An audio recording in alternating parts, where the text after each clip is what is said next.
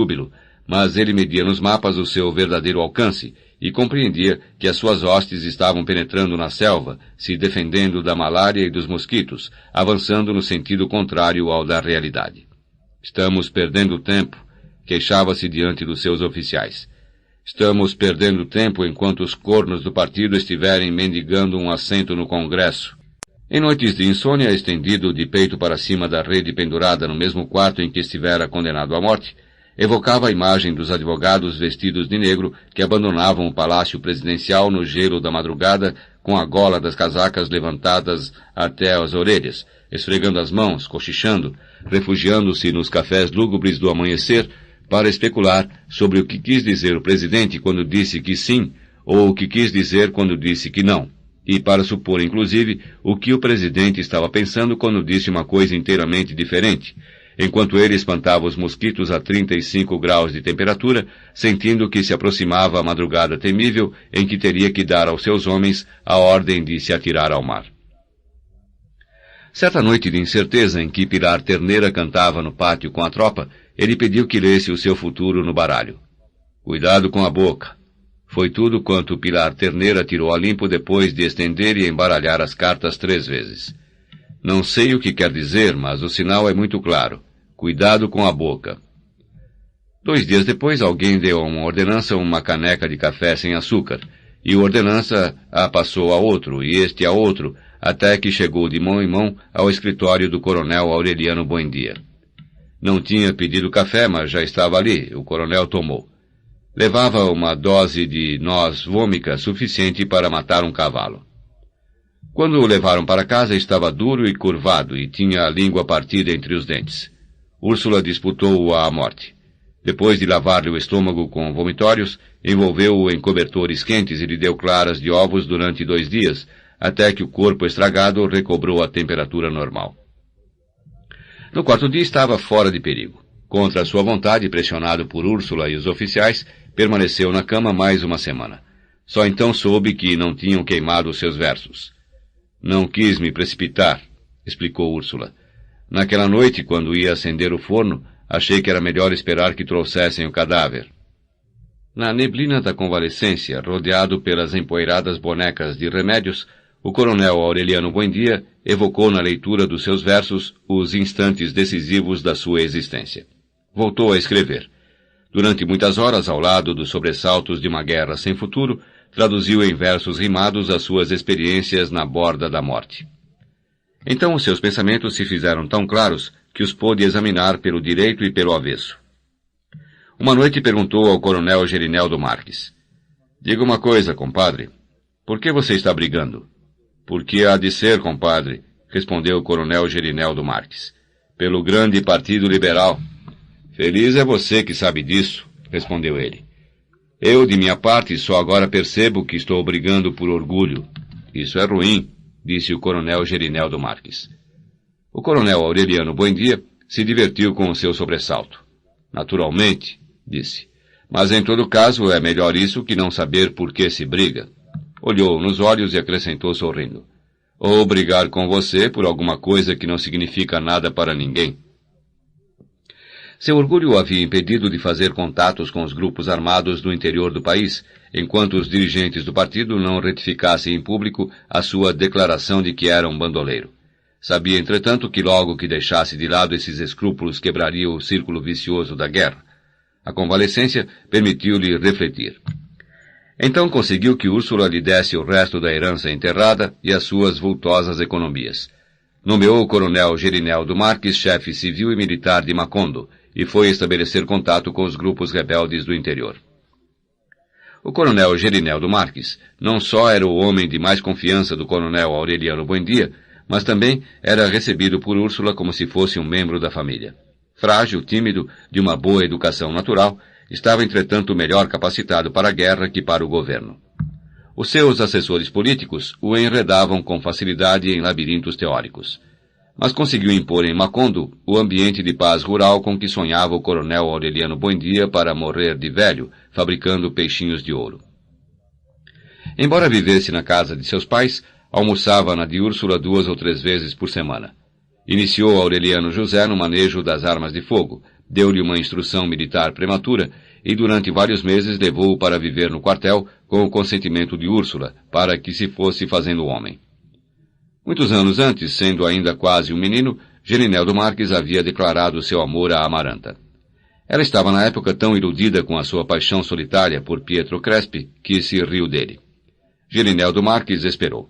Certa vez enviou da prisão um bilhetinho a Amaranta, pedindo o favor de bordar uma dúzia de lenços de cambraia com as iniciais do seu pai. Mandou-lhe o dinheiro. Ao fim de uma semana, Amaranta levou-lhe na prisão a dúzia de lenços bordados junto com o dinheiro, e ficaram várias horas falando do passado. Quando eu sair daqui, me caso com você, disse Gerineldo Marques ao se despedir. Amaranta riu, mas continuou pensando nele enquanto ensinava as crianças a ler, e desejou reviver para ele a sua paixão juvenil por Pietro Crespi. Aos sábados, dia de visita aos presos, passava pela casa dos pais de Gerineldo Marques e os acompanhava à prisão. Um desses sábados, Úrsula se surpreendeu ao vê-la na cozinha, esperando que saíssem os biscoitos do forno para escolher os melhores e embrulhá-los num guardanapo que bordara especialmente para a ocasião. "Case com ele", disse a ela. "Dificilmente você encontrará outro homem como esse." Amaranta fingiu uma reação de desprezo. "Não preciso de andar caçando homens", respondeu. "Levo estes biscoitos para Gerineldo porque me dá pena saber que mais cedo ou mais tarde vão fuzilá-lo." Falou isso sem pensar, mas foi nessa época que o governo tornou pública a ameaça de fuzilar o coronel Gerineldo Marques se as forças rebeldes não entregassem Riohacha. As visitas foram suspensas. Amaranta se fechou para chorar, angustiada por um sentimento de culpa semelhante ao que a atormentava quando da morte de Remédios, como se novamente tivessem sido as suas palavras irrefletidas as responsáveis por uma morte. Sua mãe a consolou. Assegurou-lhe que o coronel Aureliano Buendia faria alguma coisa para impedir o fuzilamento, e prometeu que ela mesma se encarregaria de atrair Gerineldo Marques quando terminasse a guerra. Cumpriu a promessa antes do prazo previsto. Quando Gerineldo Marques voltou para casa investido da sua nova dignidade de chefe civil e militar, recebeu-o como a um filho, concebeu refinadas gentilezas para retê-lo, e rogou com todo o ânimo do seu coração que recordasse o seu propósito de se casar com Amaranta.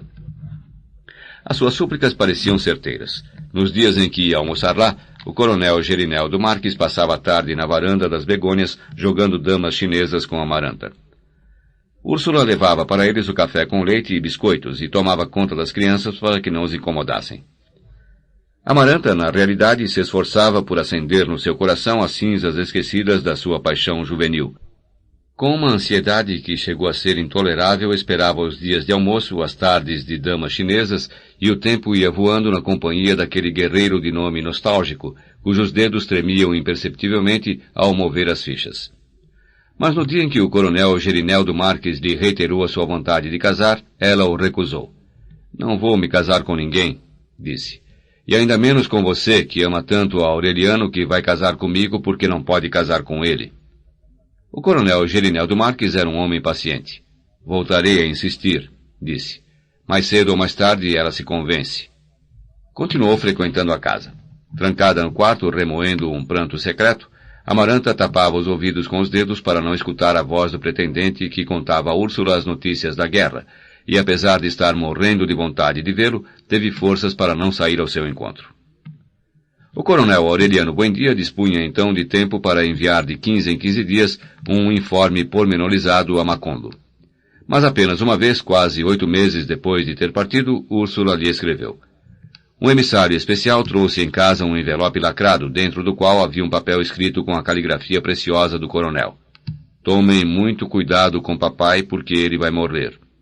Úrsula se alarmou. "Se Aureliano está dizendo, Aureliano sabe", disse. E pediu ajuda para levar José Arcádio Buendia para o seu quarto. Não só estava tão pesado como sempre, mas também na sua prolongada estadia debaixo do castanheiro, tinha desenvolvido a faculdade de aumentar de peso voluntariamente, a ponto de 7 homens não poderem com ele e terem de levá-lo arrastado para a cama. Um bafo de fungos novos, de orelha de pau, de antiga e concentrada intempérie, impregnou o ar do quarto quando começou a respirá-lo o velho colossal macerado pelo sol e pela chuva. No dia seguinte, não amanheceu na cama. Depois de procurá-lo por todos os quartos, Úrsula o encontrou outra vez debaixo do castanheiro. Então o amarraram na cama. Apesar da sua força intacta, José Arcádio Buendia não estava em condições de lutar. Tanto fazia para ele. Se voltou ao castanheiro, não foi por vontade, mas por um costume do corpo. Úrsula cuidava dele, dava-lhe de comer, levava-lhe notícias de Aureliano. Mas, na realidade, a única pessoa com quem ele podia ter contato há muito tempo já era Prudêncio Aguilar. Já quase pulverizado pela profunda decrepitude da morte, Prudêncio Aguilar vinha 2 vezes por dia conversar com ele. Falavam de galos. Prometiam fazer uma criação de animais magníficos, não tanto para desfrutar umas vitórias que no momento já não lhes fariam falta, mas para ter alguma coisa com que se distrair nos tediosos domingos da morte. Era Prudêncio Aguilar quem o limpava, quem lhe dava de comer e quem lhe levava notícias esplêndidas de um desconhecido que se chamava Aureliano e que era coronel na guerra. José Arcádio se consolava com o sonho dos quartos infinitos. Sonhava que se levantava da cama, abria a porta e passava para outro quarto igual, com a mesma cama de cabeceira de ferro batido, a mesma poltrona de vime e o mesmo quadrinho da Virgem dos Remédios na parede do fundo. Desse quarto passava para outro exatamente igual, cuja porta abria para passar para outro exatamente igual e em seguida para outro exatamente igual até o infinito.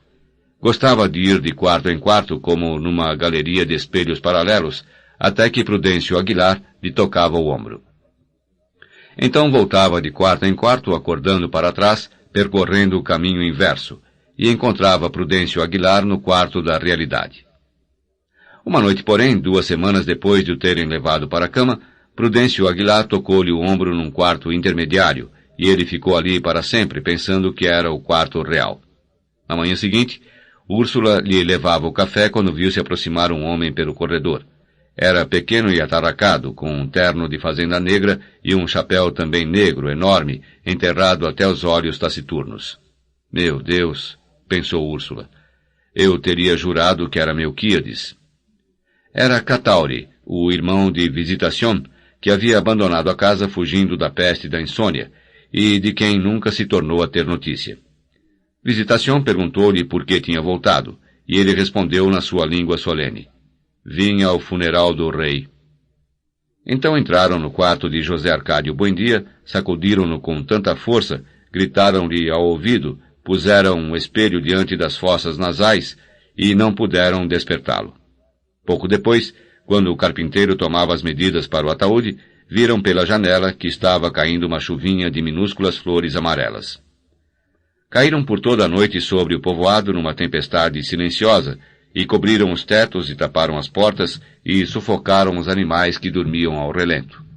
Tantas flores caíram do céu que as ruas amanheceram atapetadas por uma colcha compacta, e eles tiveram que abrir caminho com pás e ancinhos para que o enterro pudesse passar. CD 8. Sentada na cadeira de balanço de vime com o trabalho interrompido no colo, Amaranta contemplava Aureliano José, que tinha o queixo coberto de espuma, e afiava a navalha numa correia para se barbear pela primeira vez.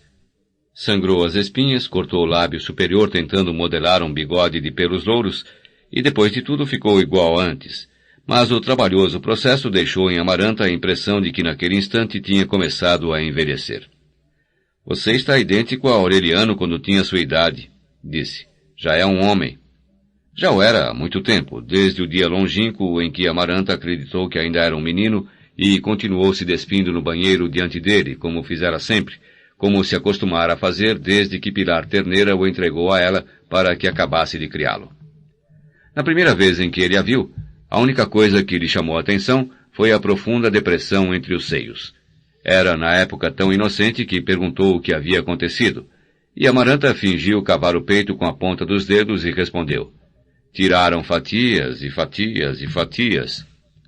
Tempos depois, quando ela se restabeleceu do suicídio de Pietro Crespi e voltou a se banhar com Aureliano José, este já não se fixou na depressão, e sim experimentou um estremecimento desconhecido diante da visão dos seios esplêndidos de mamilos arroxeados. Continuou a examiná-la, descobrindo palmo a palmo o milagre da sua intimidade. E sentiu que a sua pele se arrepiava na contemplação, como se arrepiava a pele dela ao contato da água. Desde bem garoto, tinha o costume de abandonar a rede para amanhecer na cama de Amaranta, cujo contato tinha a virtude de dissipar o medo do escuro. Desde o dia, porém, em que tomou consciência da sua nudez, não era o medo do escuro que o impulsionava a se meter no seu mosquiteiro, e sim o desejo de sentir a respiração frágil de Amaranta ao amanhecer. Certa madrugada, na época em que ela recusou o coronel Gerineldo Marques, Aureliano José acordou com a sensação de falta de ar. Sentiu os dedos de Amaranta como uns vermezinhos quentes e ansiosos que procuravam o seu ventre. Fingindo dormir, mudou de posição para eliminar toda e qualquer dificuldade. E então sentiu a mão sem a atadura negra mergulhando como um molusco cego entre as algas da sua ansiedade. Embora aparentassem ignorar o que ambos sabiam, e o que cada um sabia que o outro sabia, a partir daquela noite ficaram mancomunados por uma cumplicidade inviolável. Aureliano José não podia conciliar o sono enquanto não escutava a valsa das 12 no relógio da sala, e a madura donzela, cuja pele começava a entristecer, não tinha um só instante de sossego enquanto não sentia deslizar no mosquiteiro aquele sonâmbulo que ela tinha criado, sem pensar que seria um paliativo para a sua solidão. Então, não só dormiram juntos, nus, trocando carícias extenuantes, como também se perseguiam pelos cantos da casa e se fechavam nos quartos a qualquer hora, num permanente estado de exaltação sem alívio. Quase foram surpreendidos por Úrsula uma tarde em que ela entrou na despensa quando eles começavam a se beijar. "Você gosta muito da sua tia?" perguntou ela de um modo inocente a Aureliano José. Ele respondeu que sim. "Faz bem", concluiu Úrsula, e acabou de medir a farinha para o pão e voltou à cozinha. Aquele episódio tirou Amaranta do delírio. Percebeu que tinha ido longe demais, que já não estava brincando com uma criança aos beijinhos, e sim chafurdando numa paixão outonal, perigosa e sem futuro, e cortou tudo de uma vez. Aureliano José, que na época terminava o serviço militar, acabou por admitir a realidade e foi dormir no quartel. Aos sábados ia com os soldados à taberna de Catarino. Consolava-se da sua abrupta solidão, da sua adolescência prematura, com mulheres que cheiravam a flores mortas e que ele idealizava nas trevas e transformava em Amaranta através de ansiosos esforços de imaginação. Pouco depois começaram a receber notícias contraditórias da guerra. Enquanto o próprio governo admitia os progressos da rebelião, os oficiais de Macondo tinham informações confidenciais da iminência de uma paz negociada. No princípio de abril, um emissário especial se identificou diante do coronel Gerineldo Marques. Confirmou-lhe que, na verdade, os dirigentes do partido tinham estabelecido contato com chefes rebeldes do interior e estavam às vésperas de entrar num acordo para o armistício, em troca de 3 ministérios para os liberais, uma representação minoritária no parlamento e a anistia geral para os rebeldes que depusessem as armas. O emissário trazia uma ordem altamente confidencial do coronel Aureliano Buendia, que não estava de acordo com os termos do armistício. O coronel Gerineldo Marques devia selecionar 5 dos seus melhores homens e se preparar para abandonar com eles o país. A ordem foi cumprida dentro do mais absoluto segredo. Uma semana antes que se anunciasse o acordo e no meio de uma saraivada de boatos contraditórios, o coronel Aureliano Buendia e 10 oficiais de confiança, entre eles o coronel Roque Carniceiro, chegaram sigilosamente a Macondo depois da meia-noite, dispersaram a guarnição, enterraram as armas e destruíram os arquivos. Ao amanhecer, já haviam abandonado o povoado com o coronel Gerineldo Marques e os seus 5 oficiais. Foi uma operação tão rápida e confidencial que Úrsula não soube de nada a não ser na última hora, quando alguém deu umas pancadinhas na janela do seu quarto e murmurou: "Se a senhora quer ver o coronel Aureliano Buendia, chegue na porta agora." Úrsula pulou da cama e saiu na porta de camisola, e só conseguiu perceber o galope da cavalaria que abandonava o povoado no meio de uma silenciosa poeirada. Apenas no dia seguinte veio a saber que Aureliano José havia ido embora com o pai. 10 dias depois que um comunicado conjunto do governo e da oposição anunciou o fim da guerra, veio a notícia do primeiro levante armado do coronel Aureliano Buendia na fronteira ocidental. Suas forças escassas e mal armadas foram desbaratadas em menos de uma semana. Mas no decurso do ano, enquanto liberais e conservadores tentavam fazer o país acreditar na reconciliação, tentou mais 7 rebeliões.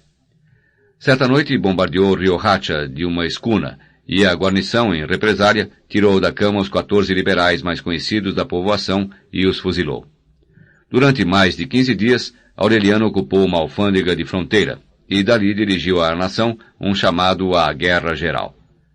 Outra das suas expedições perdeu 3 meses na selva numa disparatada tentativa de atravessar mais de 1.500 quilômetros de territórios virgens para proclamar a guerra nos subúrbios da capital. Certa ocasião, esteve a menos de 20 quilômetros de Macondo e foi obrigado pelas patrulhas do governo a se internar nas montanhas, muito perto da região encantada, onde o seu pai encontrara muitos anos antes o fóssil de um galeão espanhol. Nessa ocasião, morreu Visitación. Deu-se ao luxo de morrer de morte natural, depois de haver renunciado a um trono por medo da insônia, e a sua última vontade foi que desenterrassem de debaixo da sua cama o ordenado economizado por mais de 20 anos e o mandassem ao coronel Aureliano Buendia para que continuasse a guerra. Úrsula, porém, não se deu ao trabalho de tirar esse dinheiro, porque naqueles dias corria o boato de que o coronel Aureliano Buendia tinha sido morto num desembarque perto da capital da província. A notícia oficial, a quarta em menos de 2 anos, foi tida como verdadeira durante quase 6 meses, pois nada se voltou a saber dele. De repente, quando Úrsula e Amaranta já haviam superposto um novo luto aos anteriores, chegou uma notícia extraordinária. O coronel Aureliano Buendia estava vivo, mas aparentemente tinha desistido de fustigar o governo do seu país e se havia agregado ao federalismo triunfante em outras repúblicas do Caribe. Aparecia com nomes diferentes, cada vez mais longe da sua terra. Depois, se haveria de saber que a ideia que então o animava era a unificação das forças federalistas da América Central para varrer os regimes conservadores. Do Alasca à Patagônia. A primeira notícia direta que Úrsula recebeu dele, vários anos depois de ter partido, foi uma carta amassada e apagada que chegou de mão em mão, enviada de Santiago de Cuba. "Nós o perdemos para sempre", exclamou Úrsula ao lê-la. "Nesse andar vai passar o Natal no fim do mundo." A pessoa a quem eu disse que foi a primeira a quem mostrou a carta era o general conservador José Raquel Moncada, delegado de Macondo desde que terminou a guerra. "Esse Aureliano", comentou o general Moncada, "pena que não seja conservador." Admirava-o de verdade. Como muitos civis conservadores, José Raquel Moncada tinha feito a guerra em defesa do seu partido e alcançado o título de general no campo de batalha, embora carecesse de vocação militar. Pelo contrário, como acontecia a muitos dos seus copartidários, era antimilitarista. Considerava o pessoal de armas como vagabundos sem princípios, intrigantes e ambiciosos, especialistas em enfrentar os civis para cair na desordem. Inteligente, simpático, homem de comer bem e fanático pelas brigas de galo, foi em certo momento o adversário mais temível do coronel Aureliano Buendia. Conseguiu impor a sua autoridade sobre os militares de carreira num amplo setor do litoral. Certa vez em que se viu forçado, por conveniências estratégicas, a abandonar uma praça às forças do coronel Aureliano Buendia, deixou-lhe 2 cartas. Numa delas, muito extensa, convidava-o a participar de uma campanha em conjunto para humanizar a guerra. A outra carta era para sua esposa, que vivia em território liberal, e a deixou com o pedido de fazê-la chegar ao seu destino. A partir de então, mesmo nos períodos mais encarniçados da guerra, os 2 comandantes combinaram tréguas para trocar prisioneiros. Eram pausas com um certo ambiente festivo, e que o general Moncada aproveitava para ensinar o coronel Aureliano Buendia a jogar xadrez. Tornaram-se grandes amigos. Chegaram inclusive a pensar na possibilidade de coordenar os elementos populares de ambos os partidos para acabar com a influência dos militares e com os políticos profissionais, e instaurar um regime humanitário que aproveitasse o melhor de cada doutrina. Quando terminou a guerra, enquanto o coronel Aureliano Buendia escapulia pelos desfiladeiros da subversão permanente, o general Moncada foi nomeado interventor de Macondo. Vestiu o seu traje civil, substituiu os militares por agentes da polícia desarmados, fez respeitar as leis de anistia e auxiliou algumas das famílias dos liberais mortos em campanha. Conseguiu que Macondo fosse promovido a município e foi o seu primeiro prefeito, e criou um ambiente de confiança que fez com que se pensasse na guerra como num absurdo pesadelo do passado. O padre Nicanor, consumido pelas febres hepáticas, foi substituído pelo padre Coronel, a quem chamavam o Cachorrinho, veterano da Primeira Guerra Federalista. Nota de rodapé. É interessante observar que esta mesma alcunha é porque se faz conhecida uma das imagens de Cristo de maior devoção, o Cachorrinho, El Cachorro, em Sevilha, na época da Semana Santa. Muitas são as lendas que correm para explicar tal apelido, mas nenhuma delas é suficientemente explícita. Cumpre apenas notar que cachorro, em espanhol, significa fundamentalmente filhote de cão, lobo, leão, etc. Por outro lado, uma das figuras que a superstição traz para o diabo é exatamente o cão. A dose de ironia que haveria na alcunha do padre torna-se mais densa se o opusermos ao sacerdote anterior de Macondo, a cada momento provando a sua participação divina através do chocolate. Beber chocolate é outro hábito espanhol de cunho popular. É bom não esquecer também a base militarista da Igreja Espanhola, a Ordem dos Jesuítas, fundada por Santo Inácio de Loyola, antigo guerreiro que transpôs a disciplina militar à situação eclesiástica. A América Espanhola foi colonizada basicamente por religiosos guerreiros, na velocidade adquirida da reconquista da península aos árabes. Padre Coronel, a quem chamavam o Cachorrinho, portanto, é mais que explicável como caricatura cultural de linha espanhola.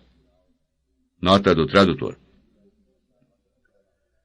Bruno Crespi, casado com Amparo Moscotti e cuja loja de brinquedos e instrumentos musicais não parava de prosperar, construiu um teatro que as companhias espanholas incluíram nos seus itinerários. Era um vasto salão ao ar livre com bancos de madeira, uma cortina de veludo com máscaras gregas e 3 guichês em forma de cabeça de leão, por cujas bocas abertas se vendiam os bilhetes. Foi também por esta época que se restaurou o edifício da escola. Encarregou-se dela o Sr. Melchior Escalona, um velho mestre enviado ao Pantanal, que fazia os alunos vadios caminharem de joelhos no pátio de pedrinhas e os malcriados comerem pimenta, com a total complacência dos pais. Aureliano II e José Arcádio II, os voluntariosos gêmeos de Santa Sofia de la Piedad, foram os primeiros a se sentar na sala de aula, com as suas lousas e o seu giz e os copinhos de alumínio marcados com seus nomes. Remédios, herdeira da beleza pura da sua mãe, começava a ser conhecida como Remédios Abela. Apesar do tempo, dos lutos superpostos e dos aborrecimentos acumulados, Úrsula se recusava a envelhecer. Ajudada por Santa Sofia de la Piedad, tinha dado um novo impulso à sua indústria de doces, e não só recuperou em poucos anos a fortuna que o filho gastou na guerra, como também voltou a entupir de ouro puro as cabaças enterradas no quarto. Enquanto Deus me der vida, costumava dizer, não há de faltar dinheiro nesta casa de loucos. Assim estavam as coisas quando Aureliano José desertou das tropas federalistas da Nicarágua, engajou-se na tripulação de um navio alemão e apareceu na cozinha da casa, forte como um touro, negro e cabeludo como um índio, e com a secreta determinação de se casar com Amaranta. Quando Amaranta o viu entrar sem que ele houvesse dito nada, soube imediatamente por que tinha voltado. Na mesa não se atreviam a se encarar. 2 semanas depois do regresso, porém, estando Úrsula presente, ele fixou os olhos nos dela e disse, eu sempre pensava muito em você. Amaranta fugia dele, prevenia-se contra os encontros casuais. Procurava não se separar de Remédios, a Bela. Indignou-se com o rubor que lhe dourou as faces no dia em que o sobrinho lhe perguntou até quando pensava usar a atadura negra na mão, porque interpretou a pergunta como uma alusão à sua virgindade. Quando ele chegou, ela passou a chave no quarto, mas durante tantas noites ouviu seus roncos pacíficos no quarto contíguo que descuidou da precaução. Certa madrugada, quase 2 meses depois do regresso, sentiu-o entrar no quarto. Então, em vez de fugir, em vez de gritar como havia previsto, deixou-se saturar por uma suave sensação de descanso. Sentiu-o deslizar-se para dentro do mosquiteiro como fizera quando era garoto, como fizera sempre, e não pôde reprimir o suor gelado e o chocalhar dos dentes quando reparou que ele estava completamente nu. Vá embora, murmurou, sufocando-o de curiosidade. Vá embora ou eu começo a gritar. Mas Aureliano José sabia então o que tinha que fazer, porque já não era um menino assustado pela escuridão, e sim um animal de acampamento. Desde aquela noite se reiniciaram as surdas batalhas sem consequências que se prolongavam até o amanhecer. Eu sou sua tia, murmurava Amaranta esgotada. É quase como se eu fosse sua mãe, não só pela idade, mas também porque a única coisa que faltou foi dar a você de mamar. Aureliano fugia ao alvorecer e voltava na madrugada seguinte, cada vez mais excitado pela comprovação de que ela não se trancava.